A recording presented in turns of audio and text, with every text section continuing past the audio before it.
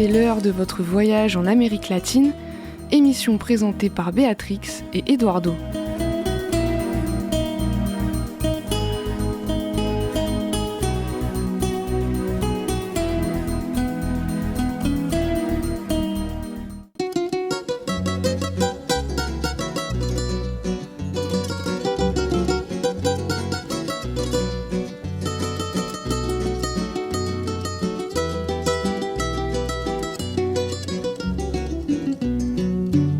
No te asombres si te digo lo que fuiste, una ingrata con mi pobre corazón, porque el fuego de tus lindos ojos negros alumbraron el camino de otro amor.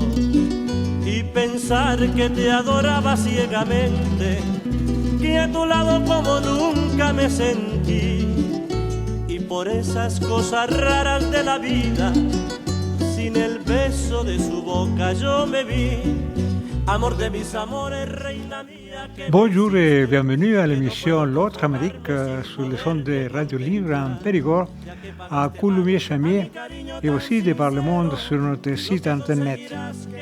Cette émission est diffusée en direct tous les jeudis à 10h et rediffusée les mardis à 14h. Manque de Béatrix qui n'est pas encore rentrée pour animer à mon côté l'émission, mais c'est toujours Antoine qui est à la technique. Au sommaire de cette semaine, nous allons vous parler évidemment de l'Amérique latine par rapport aux États-Unis et on parle de la beauté latine. Oui. Ensuite, nous allons parler du Brésil, de la Colombie et nous allons revenir au Brésil. Et si le temps nous permet, nous allons diffuser quelques extraits d'une émission en espagnol de Radio France Internationale. Alors, Amérique latine, États-Unis, les visages de la beauté latine aux États-Unis. Acteurs, pop stars, designers, la communauté latine d'Amérique du Nord s'affiche. Elle affirme sa langue, sa culture, ses codes esthétiques et toutes les nuances des origines du Mexique à Porto Rico en passant par Cuba. Les assauts et les provocations de Trump renforcent le phénomène comme un sursaut de fierté face à l'adversité. Longtemps absente des médias occidentaux, l'identité et la culture latine est maintenant mise en lumière. Depuis quelques années, le projecteur culturel est braqué sur des personnalités d'origine mexicaine, cubaine, colombienne, chilienne. Sur les quelques 700 millions d'habitants de l'Amérique latine, combien d'identités diverses? La question identitaire est une affaire de mots. Dans les années 1970, aux États-Unis, le terme hispanique s'est imposé dans le langage politico-médiatique, ensuite remplacé par celui de latino. Aujourd'hui, chicanos désigne spécifiquement les Américains d'origine mexicaine, fronterizos, les personnes vivant le long des 3000 km de la frontière entre le Mexique et les États-Unis. Mais il est un point commun entre le Mexique et le Venezuela, le Guatemala et Cuba, le Honduras et l'Équateur, c'est bien l'usage de l'espagnol, principal vecteur culturel de cette identité.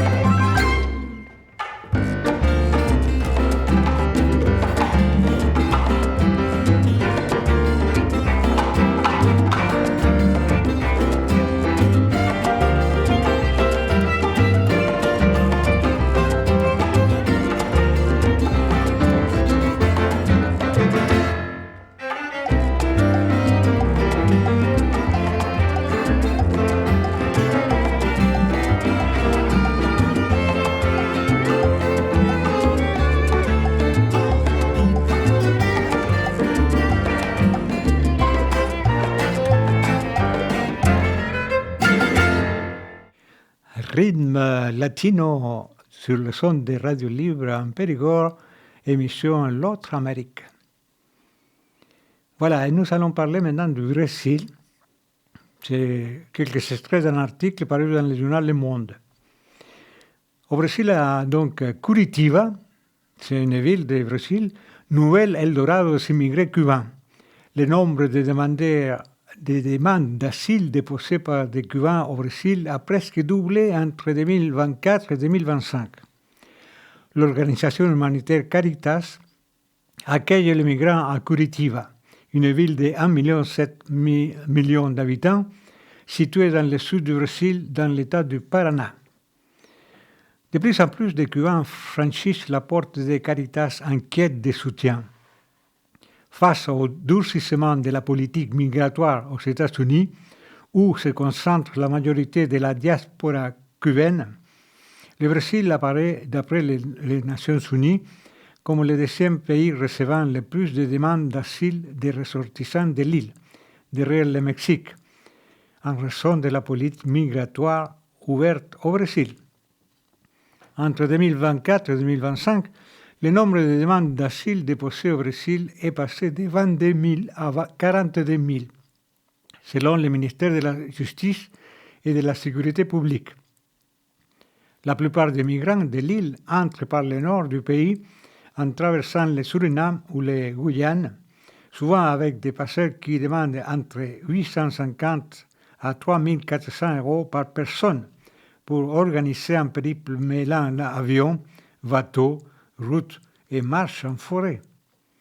L'arrivée des migrants se révèle plus rude qu'espéré, faute de centres d'hébergement spécifiques pour les recevoir. Face à la difficulté de faire reconnaître leur diplôme, nombre de migrants, même les plus formés, sont contraints à accepter des emplois peu qualifiés dans des abattoirs, des usines, des hôtels. Je connais un peu tout ça. Pour aider les migrants à mieux communiquer, l'Université pontificale de Paraná met ses salles à disposition pour leur offrir des cours de portugais gratuits assurés par des bénévoles.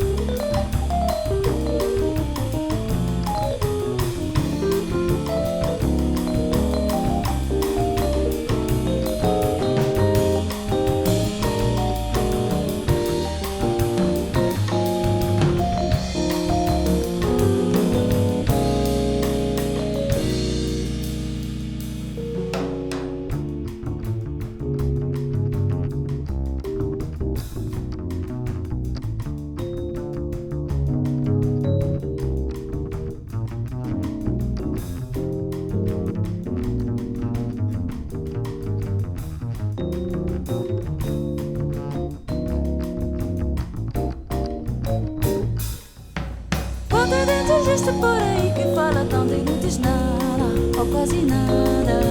Já me te dizer de todos cara e no final não deu nada, ou quase nada.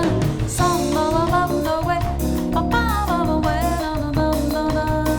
La la la samba la la la we, papa la la la la we.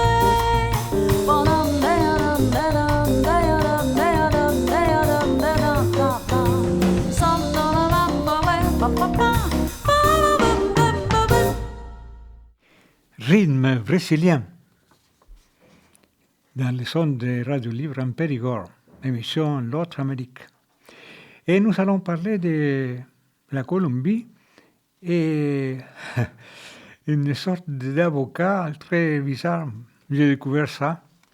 Les cultures d'avocats chassent le café. Le pays qui exportait 35 000 tonnes d'avocats H-A-S-S en 2020, en a vendu 210 000 en 2025, dont 60% en Europe. La Colombie est désormais le troisième exportateur mondial de AAS, derrière le Mexique, qui fournit 45% du marché mondial. L'or vert, comme on l'appelle, semble tenir ses promesses.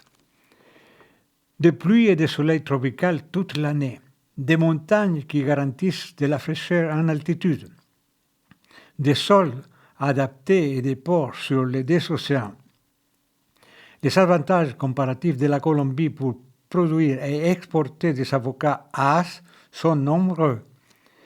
Les autorités colombiennes n'ont pas ménagé leurs efforts pour convaincre agriculteurs et investisseurs étrangers des vertus du petit fruit vert. En campagne, le président du pays, Gustavo Petro, soucieux de transition énergétique, avait promis d'exporter des avocats plutôt que du pétrole.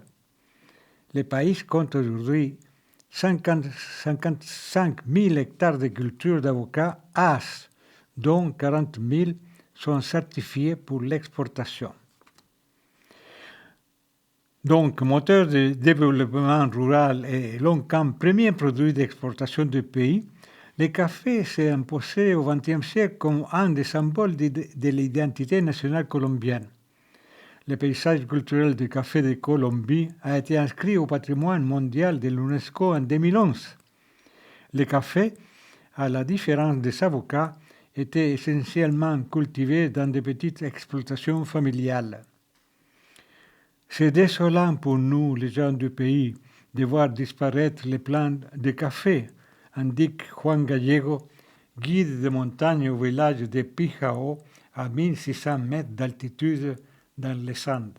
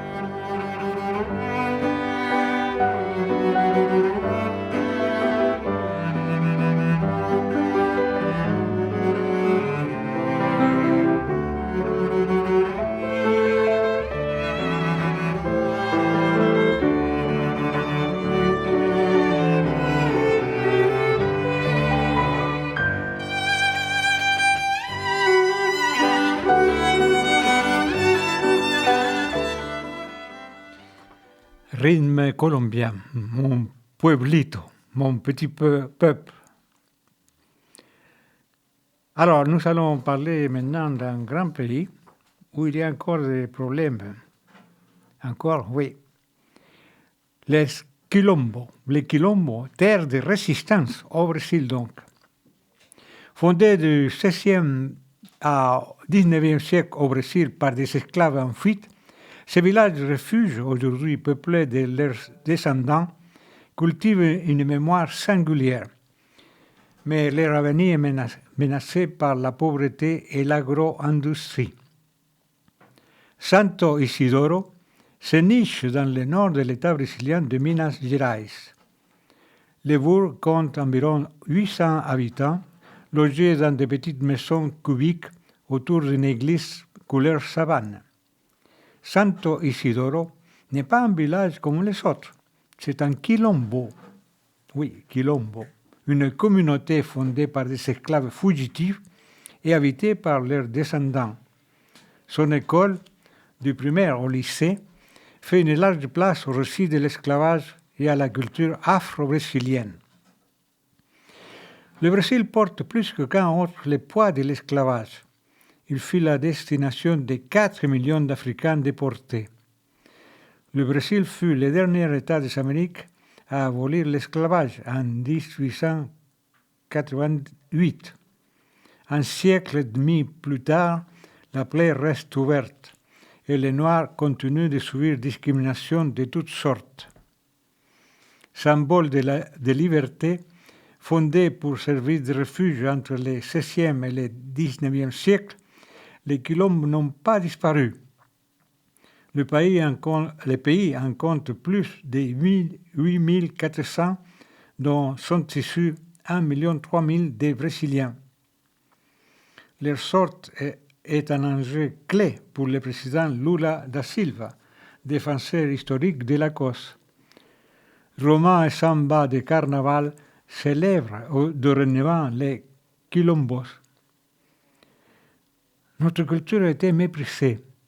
Désormais, elle est reconnue comme un patrimoine, se réjouit Sanette Esteve de Sousa, quinquagénaire adjointe à la culture de Berilo.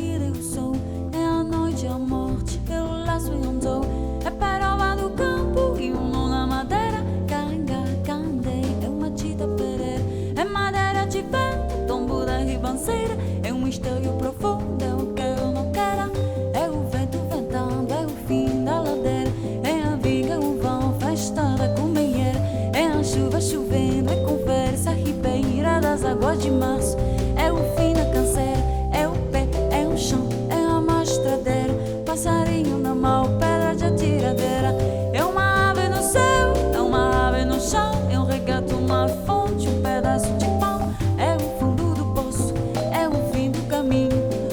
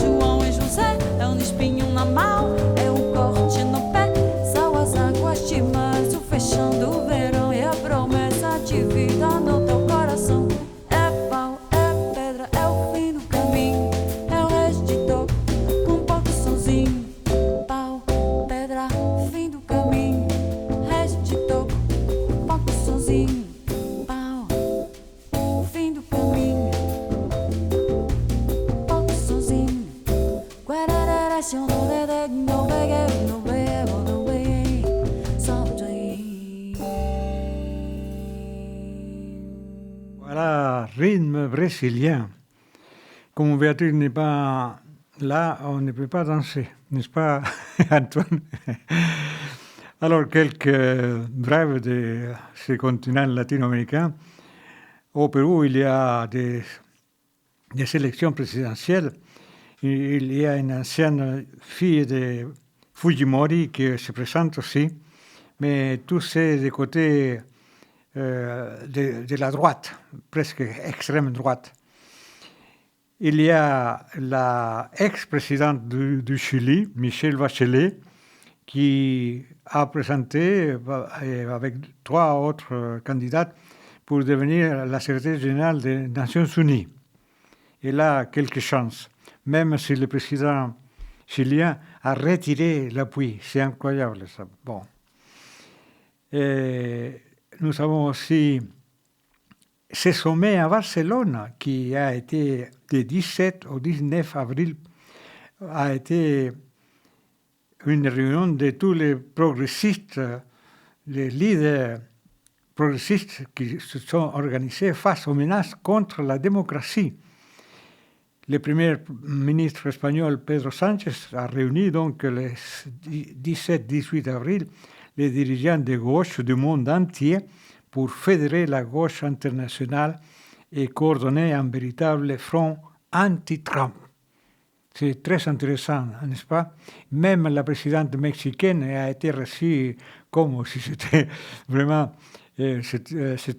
intéressant de regarder sur YouTube comment elle a été reçue. Bien, mais le temps passe très vite. Nous allons écouter un peu de musique avant de finir notre émission.